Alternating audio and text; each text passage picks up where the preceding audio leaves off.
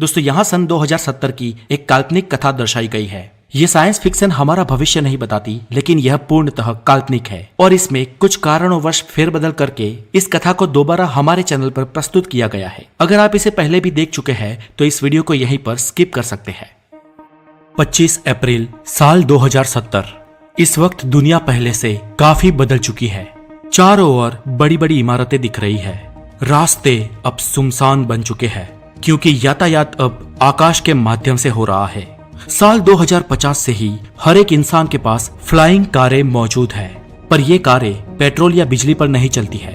पृथ्वी पर से पेट्रोलियम तो 20 साल पहले ही खत्म हो चुका है, पर इंसान ने ऊर्जा की आपूर्ति के लिए एक नई आधुनिक खोज की है और वो है हीलियम 3। हम इंसान चांद से हीलियम 3 लाने में कामयाब हुए हैं और अब हीलियम 3 ही हमारा नया फ्यूल है। पृथ्वी के आसपास बहुत सारे स्पेस स्टेशंस और अंतरिक्ष होटलें खड़ी है और इंसान अब एंटरटेनमेंट के लिए वर्चुअल रियलिटी का उपयोग करता है। इस टेक्नोलॉजी से कोई भी फिल्म या कोई भी पुराना वीडियो इंसान रियल लाइफ में महसूस कर सकता है और इस सुपर एडवांस वर्चुअल रियलिटी का उपयोग बहुत ही पैसे वाले लोग ही करते हैं। इसके लिए इंसान के दिमाग में एक छोटा सा हॉल करके उसके अंदर न्यूरो सेल्स फिट किए जाते हैं और इन न्यूरो सेल्स के माध्यम से किसी भी वर्चुअल फिल्म को या अपने खुद के पुराने वीडियोस का इंसान उसके वास्तविक रूप में अनुभव कर सकता है। सिस्टम अब बहुत एडवांस बन चुकी है। बाइनरी कंप्यूटर्स को तो सालों पहले श्रद्धांजलि दे दी गई थी। उसके बाद क्वांटम कंप्यूटर्स ने सालों तक राज किया और फिलहाल सुपर क्वांटम कंप्यूटर्स का जमाना है। मोबाइल फोन्स भी अभी खत्म हो चुके हैं और अभी हाथ और अंगूठे पर लगाई चिप्स के जरिए इंसान एक दूसरे से बात ही कर सकते हैं। अगर कोई ऑनलाइन शॉपिंग करे तो ड्रोन के माध्यम से बस 10 मिनट में वस्तु उसके घर पहुंच जाती है। इंसान ने आमतौर पर मजदूरी वाला काम सालों पहले करना छोड़ दिया था और अभी इंसान का काम सुपर रोबोट्स कर रहे हैं और मशीनों की इस दुनिया में इंसान अकेला पड़ गया है। और ऐसा ही एक अकेला इंसान है जॉन रॉबिन्सन। ये जॉन रॉबिन्सन यानी आज की इस आधुनिक दुनिया का सबसे अमीर इंसान। जॉन की एक बड़ी कंपनी ह्यूस्टन में स्थित है और उसकी कंपनी इन मशीनरीज के लिए हार्डवेयर और सॉफ्टवेयर बनाती है। जॉन भी एक रोज फैमिली मैन हुआ करता था, पर आज से करीब 15 साल पहले उसकी पत्नी का देहांत हो गया था और तब जॉन की उम्र करीब 35 साल थी और आज वो 50 साल का हो चुका है। और कोइंसिडेंसली आज जॉन की वेडिंग एनिवर्सरी भी है और आज उसे अपनी पत्नी की बहुत याद आ रही है। अपनी पत्नी के गुजरने के बाद पिछले 15 सालों में जॉन ने ना तो अपना बर्थडे मनाया था और ना ही कोई बड़ा सेलिब्रेशन किया था। अपनी पत्नी की याद में आज जॉन ने सुबह सुबह ही अपने दिमाग के न्यूरॉन्स के माध्यम से पुरानी कुछ वीडियोस को, कुछ यादों को वास्तविक रूप में 2-2 बार देखा और कुछ 2 घंटे बाद वो अपने काम पर अपनी ऑफिस के लिए निकला। बहुत ही बड़ी इमारत में 225वें माले में वो अपनी ऑफिस में दाखिल हुआ। आज जॉन का ऑफिस में भी मन नहीं लग रहा था क्योंकि ऑफिस में भी उसको अपनी पत्नी की याद आ रही थी और तभी अचानक उसका ध्यान तोड़ते हुए उसकी सेक्रेटरी का फोन बजा। उसकी सेक्रेटरी ने उसे कहा कि सर, आज आपकी अपॉइंटमेंट वायलेट स्पेस कंपनी के एमडी मिस्टर अविनाश के साथ है। मिस्टर अविनाश आपको मिलना चाहते हैं। ओके सर, अविनाश को अंदर भेजिए। ऐसा कहते हुए जॉन ने फोन रख दिया। Good morning sir, I am Avinash. ऐसा कहते हुए अविनाश ने जॉन से हाथ मिलाया। Yes Avinash, please seat, John ने कहा। अविनाश बोले, जॉन, हमारी कंपनी वायलेट स्पेस आपके लिए एक एक्स्ट्रा ऑर्डिनरी ऑफर लेकर आई है और सर, जैसे ही आप इस ऑफर के बारे में सुनेंगे आप खुशी के मारे झूम उठेंगे। यस मिस्टर अविनाश, आपकी कंपनी वायलेंट स्पेस ही है जिसमें मेरी पत्नी रोजी काम करती थी, इसलिए आज मेरी दुखद यादों को ताजा कराने के लिए और ऊपर से मुझे झूम उठाने के लिए आपका धन्यवाद। जॉन तिरछी नजर करते हुए कटाक्ष में बोला, अरे नहीं सर, ऐसा नहीं है। रोजी मैडम सिर्फ हमारे ही नहीं लेकिन दुनिया की सबसे बड़ी 25 कंपनियों के साथ भी काम करती थी और दरअसल अगर मैं सच कहूँ तो ये सारी कंपनियां आपकी पत्नी जैसी होनहार महिला के साथ जुड़ी थी। मिसिस रोजी वाकई में इस दुनिया की सबसे इंटेलिजेंट महिला थी।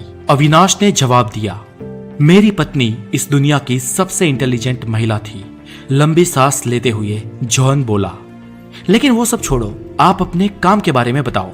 जॉन ने फिर से कहा। मिस्टर अविनाश बोले, ओके सर, पहले 2-4 मिनट आपको बेसिक बैकग्राउंड के बारे में बता देता हूँ और उसके बाद मुद्दे की बात करता हूँ। सर, आपको तो याद होगा सन 2030 में जब पूरे विश्व की सिस्टम आर्टिफिशियल इंटेलिजेंट पर डिपेंडेड हुई, तब से ये कयास लगाए जाते थे कि आर्टिफिशियल इंटेलिजेंट इस दुनिया पर अपना आधिपत्य जमा लेगी और हम मनुष्य को गुलाम बना देगी।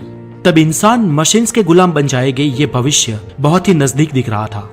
और आपकी पत्नी मिसिज रोजी ने उसके बाद ये कहा था कि आर्टिफिशियल इंटेलिजेंट इंसान के काबू के बाहर निकल जाए और इंसानों को गुलाम बना दे। ऐसा नहीं होगा। डॉक्टर रोजी ये मानती थी कि एआई यानी कि आर्टिफिशियल इंटेलिजेंट एक मानव निर्मित बुद्धिमत्ता है और ये अप्राकृतिक इंटेलिजेंस इंसान के दिमाग से तो पावरफुल हो सकती है, लेकिन फिर भी वो आखिर एक मानव निर्मित प्रोग्राम ही है, कुदरत निर्मित नहीं है। और सर, हम इंसानों के दिमाग में कुदरत निर्मित कुछ ऐसा जीवन तत्व है, समथिंग इज अलाइव, जो कभी मशीन्स में और उनके सॉफ्टवेयर्स में नहीं आ सकता। ये कुछ ऐसी बायोलॉजिकल जीवन ऊर्जा है जिससे मशीन्स हमेशा ही अछूते ही रहेंगे और इसलिए एआई कभी भी इंसान के काबू के बाहर नहीं जाएगी। सर, आप तो जानते हैं कि कई लोगों ने रोजी मैडम का विरोध किया था, लेकिन आज हम 2070 के साल में जी रहे हैं और इतने सालों बाद भी आज हम ये देख पा रहे हैं कि आर्टिफिशियल इंटेलिजेंस हमारे काबू में है और आज रोजी मैडम सही साबित हुई है। सर, हम इंसान अपनी बुद्धि से इतने विकसित हुए हैं और हम रोबोट्स और मशीन्स पर आधिपत्य जमाने के लिए ही जन्मे हैं। इसलिए सर, हमें कुछ नियमों में अब छूटछाट लेनी चाहिए और हमारी आज की टेक्नोलॉजी को और ज्यादा विकसित करना चाहिए। हमने आज तक ब्रह्मांड को समझा है, कई सारी चीजें डेवलप की है और उनमें प्रोग्रेस कर ली है, लेकिन सर आज भी हम मृत्यु पर विजय नहीं पा सके हैं और अब वक्त आ गया है कि हम मृत्यु पर जीत हासिल करें। सर, अगर हम सब कुछ कर सकते हैं तो किसी मरे हुए इंसान को जिंदा क्यों नहीं कर सकते? अविनाश एक जोश के साथ बोले। मतलब आप कहना क्या चाहते हैं अविनाश? जॉन आश्चर्य से बोले। सर, मैं बात को ज्यादा घुमाऊंगा नहीं। मैं अगर सीधी बात करूं तो हम मिसिज रोजी को जिंदा करना चाहते हैं, हम उन्हें वापस लाना चाहते हैं। सॉफ्टवेयर इंडस्ट्री को उनकी जरूरत है और सर आपको भी। No, it's impossible. ऐसा कैसे हो सकता है? जॉन उग्र होकर बोले। सर, हमने सालों की मेहनत के बाद इस इम्पॉसिबल काम को पॉसिबल कर दिखाया है। हमने हाई फ्रीक्वेंसी स्पिरिट इंजन को तैयार किया है और जैसे कि हम सब जानते हैं, यह ब्रह्मांड स्पेस टाइम की एक चादर से बना है और इस चादर के बीच ऑब्जेक्ट जितना मैसिव होगा वो उतना ही गहरा गड्ढा बनाएगा और इस स्पेस टाइम के गड्ढे में समय और प्रकाश दोनों कर्व हो जाते हैं। और सर, हमारा ये नया मशीन स्पेस टाइम को काफी हद तक मरोड़ देगा और तब एक छोटा सा नैनो ब्लैक होल पैदा होगा। सर, जैसे ही हम इस ब्लैक होल में कोई इंफॉर्मेशन इनपुट करेंगे, ये ब्लैक होल एक आत्मिक फ्रीक्वेंसी को आउटपुट करेगा और ये सब हॉकिंग्स रेडिएशन सिद्धांत पे होगा। सर, हम ये मानते हैं कि ये जो नैनो ब्लैक होल जो हमें आत्मिक एनर्जी या आत्मिक फ्रीक्वेंसी का आउटपुट देगा, वो किसी मरे हुए इंसान की आत्मिक फ्रीक्वेंसी होगी। सर, पूरा ब्लूप्रिंट तैयार है, पूरी थियरी तैयार है। आज तक ऐसा किसी ने किया नहीं है, लेकिन हम आज ये करने जा रहे हैं। अविनाश ये कहते हुए बहुत ही उत्साहित थे। मिस्टर अविनाश, मुझे आपकी बात पर विश्वास ही नहीं हो रहा। क्या मैं अपनी वाइफ को वापस देख पाऊंगा? पर आखिरकार वो कैसे? और अब तो उसका शरीर भी नष्ट हो चुका है और आप जिस आत्मिक फ्रीक्वेंसी की बात कर रहे हैं जिसे नैनो ब्लैक होल आउटपुट करेगा, वो रोजी की ही होगी, ऐसा आप कैसे कह सकते हैं? जॉन के मन में अब अपनी पत्नी रोजी को मिलने की महत्वाकांक्षा जाग उठी थी। सर, मैडम रोजी खुद एक आर्टिफिशियल इंटेलिजेंट एक्सपर्ट थे और उन्होंने अपनी आत्मिक फ्रीक्वेंसी पर बहुत काम किया था और उन्होंने इसे एक जगह पर स्टोर कर भी रखा था। सर, आपकी वाइफ की वॉइस फ्रीक्वेंसी, उनकी हार्ट बीट्स, उनकी डीएनए प्रिंट, उनकी रेटिना और सबसे खास उनकी मेमोरी, ये सारी चीजें एक सुपर स्टोरेज में सेव करके रखी हुई है और हम उस नैनो ब्लैक होल में इसी इंफॉर्मेशन को डालेंगे। सर, आप विश्वास रखिए, उसमें से जो आउटपुट निकलेगा वो मैडम रोजी की ही आत्मिक फ्रीक्वेंसी होगी। सर, इस फ्रीक्वेंसी को हम एक क्वांटम कंप्यूटर में सेव कर लेंगे और ये क्वांटम सुपर कंप्यूटर ही रोजी मैडम होगे। क्या वाकई में ऐसा हो सकता है? रोजी उस कंप्यूटर में आ सकती है और मैं अपने दिमाग के न्यूरॉन्स उस कंप्यूटर के साथ कनेक्ट करके रोजी को मिल सकता हूँ? जी सर, ठीक ऐसा ही होगा। और सर इसके लिए हमें एक पूरी सिस्टम बनानी होगी और ये नैनो ब्लैक होल क्रिएट करने के लिए हमें बहुत सारे पैसों की जरूरत है। लगभग आपकी संपत्ति के 75% हिस्से की हमें आवश्यकता है सर। पर आप चिंता ना करें, ये पैसे इस टेक्नोलॉजी के आ जाने के बाद हम कमा लेंगे।